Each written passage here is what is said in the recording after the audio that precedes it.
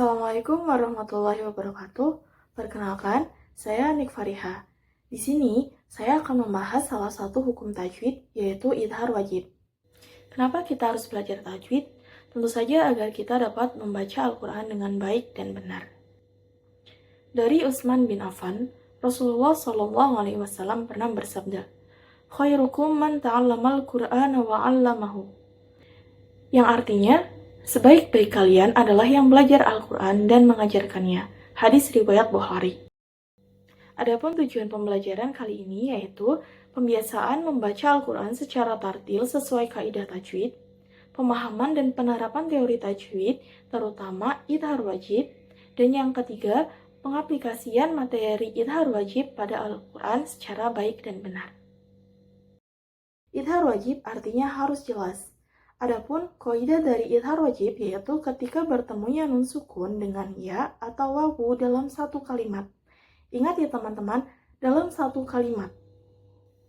Cara membaca idhar wajib yaitu membunyikan suara nun sukun dengan jelas tanpa menimbulkan tawalud ataupun saktah. Contoh idhar wajib adalah dunya, bunyanun, sinwanun, qinwanun.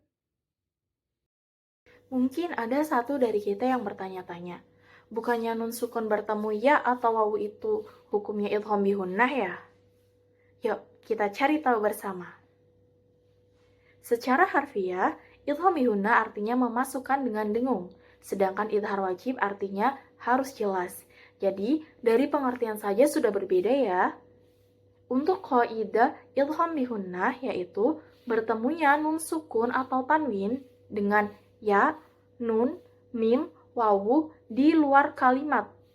Ingat ya teman-teman, nun sukun atau tanwin bertemu ya, nun, mim, wawu di luar kalimat.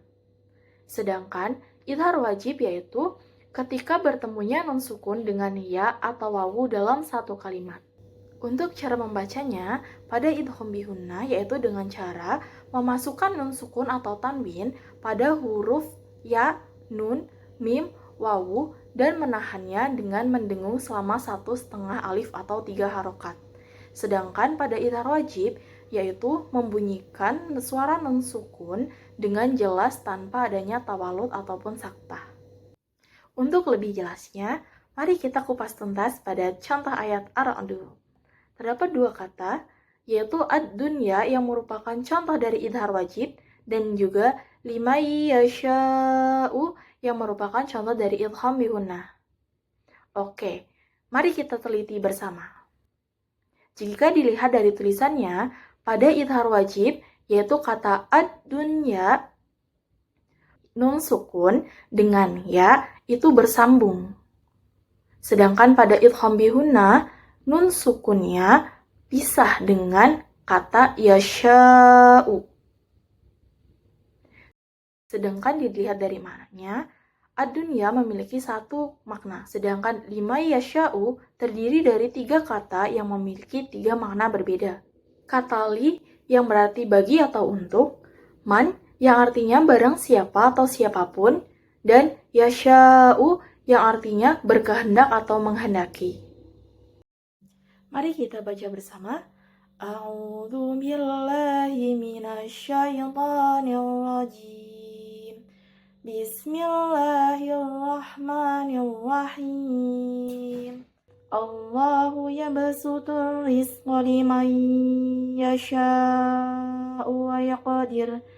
Wa farihu bil hayatid dunya.